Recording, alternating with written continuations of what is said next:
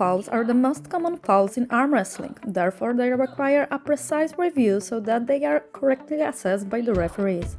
An elbow foul is the loss of contact between the elbow and the elbow pad by lifting the elbow into the air or sliding off the pad.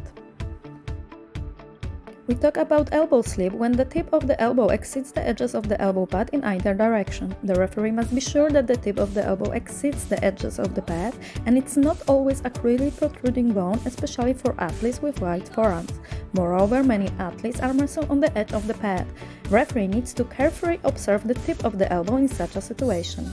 In addition, when a competitor arm wrestles on the edge of the elbow pad, the pad often bends from its original shape. However, as long as the tip of the elbow doesn't exceed this border, it's not a foul. Referee should change the point of view to see if the tips of the elbow goes beyond the elbow pad or just bends it.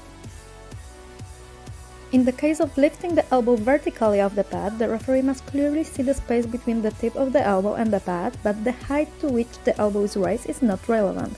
Any loss of contact with the pad allowing you to see the space between the pad and the elbow is a foul. On the other hand, the competitor's elbow can move freely on the pad, it doesn't have to be a smooth movement. Handshaking is also allowed. As long as there is no space between the elbow and the elbow pad, such movements are not considered as a foul. It's worth recalling that referee's eyesight has to be at the level of the elbow pad in order to properly evaluate elbow fouls. Observing the same situation from different angles shows how the position of the referee can affect the call.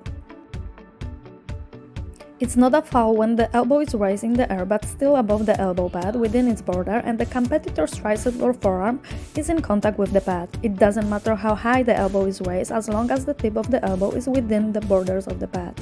However, a foul will be given if the tip of the elbow exceeds the borders of the pad or if the competitor's tricep or forearm lose contact with the pad.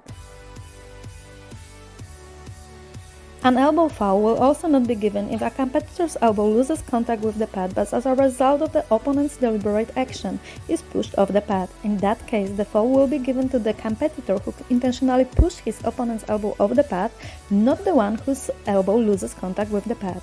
The referee must be convinced that this was an intentional action. It is important to observe the direction of the movement of the competitor's forearm pushing the opponent's elbow. Finally, it's worth mentioning that when both competitors make an elbow foul at the same time, the referee will stop the match, call a coincidental elbow foul, but won't give any foul to any competitor, only restart the match.